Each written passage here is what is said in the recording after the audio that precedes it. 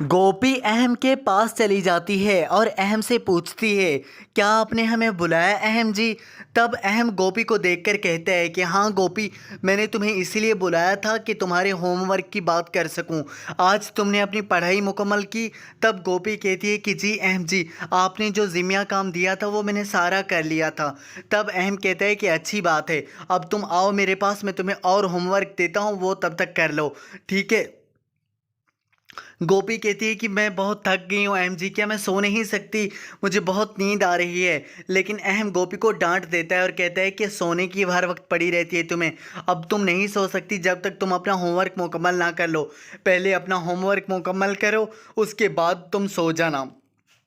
फिर अहम गोपी से कहता है कि मैं तुम्हें कुछ लिख कर देता हूँ, इसे 3-3 बार लिखो और तब तक लिखती रहो जब तक तुम्हारी हैंड राइटिंग अच्छी नहीं हो जाती। अहम गोपी को बताने लगता है कि किस तरह से और कैसे लिखना है। फिर अहम गोपी से कहता है कि ये पूरी करने के बाद ही तुम सो सकती हो। गोपी कहती है कि जी अहम जी। फिर गोपी लिखने लगती है और वो होमवर्क करने लगती है जो अहम गोपी को देने लगता है।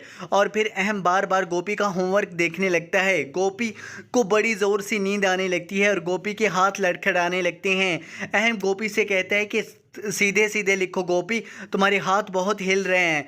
फिर गोपी लिखने लगती है और लिखते लिखते गोपी को नींद आने लगती है और गोपी सोने की कोशिश करती है। और अहम गोपी से कहता है कि गोपी, मैं तुमसे कह रहा हूँ कि जल्दी जल्दी लिखो और मुझे दिखाओ।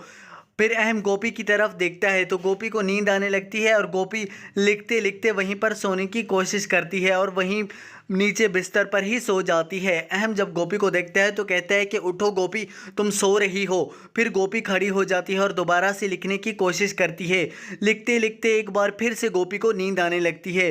गोपी की आंखों में नींद होती है और गोपी गिरते गिरते अहम के घुटने के पास जाकर सो जाती है। अहम जब गोपी को देखता है तो हैरान हो जाता है और सोचने लगता है कि शायद आज ज़्यादा काम करने की वजह से गोपी को जल्दी नींद आ गई।